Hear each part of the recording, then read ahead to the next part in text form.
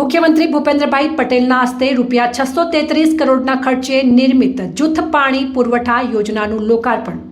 મુખ્યમંત્રી ભૂપેન્દ્રભાઈ પટેલે આખોલ ખાતે યોજનાની ઝીણવટભરી માહિતી મેળવી પ્લાન્ટનું સ્થળ નિરીક્ષણ કર્યું। 192 ગામના કુલ 7 લાખ નાગરિકો માટે દૈનિક 6.40 કરોડ લીટર પીવાનું પાણી મળી રહેશે।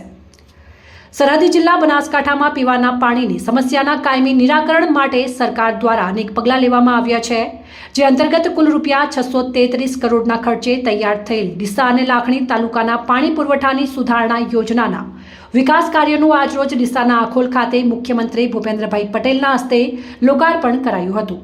મુખ્યમંત્રી ભૂપેન્દ્રભાઈ પટેલે સમગ્ર યોજનાની ઝીણવટભરી માહિતી મેળવી પ્લાન્ટનું નિરીક્ષણ કર્યું હતું। બનાસકાંઠા જિલ્લાના ડીસા, લાખણી, કાંકરેજ અને દિયોદર તાલુકાના ગામડાઓ અને થરા શહેરને પીવાનું શુદ્ધ પાણી મળી રહે તે માટે ગુજરાત સરકાર દ્વારા દેવપુરા, વાવ, ઓફટેક અને રાણકપુર ઓફટેક સુધારણા યોજના વર્ષ 2020માં તૈયાર કરવામાં આવી હતી, જે યોજનાની કામગીરી પૂર્ણ થતાં ડીસાના આખોલ ખાતે મુખ્યમંત્રી ભૂપેન્દ્રભાઈ પટેલના હસ્તે આજે લોકાર્પણ કરવામાં આવ્યું હતું।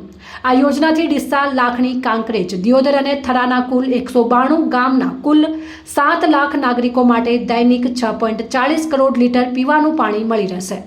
આ લોકાર્પણ પ્રસંગે પાણી પુરવઠા મંત્રી કુંવરજી બાવળિયા, સાંસદ ભરતસિંહ ડાભી, રાજ્યસભાના સાંસદ બાબુભાઈ દેસાઈ, ધારાસભ્ય પ્રવીણભાઈ માળી, પૂર્વ ધારાસભ્ય શશિકાંતભાઈ પંડ્યા, ભાજપના અગ્રણીઓ સહિત પદાધિકારીઓ, અધિકારીઓ ઉપસ્થિત રહ્યા હતા।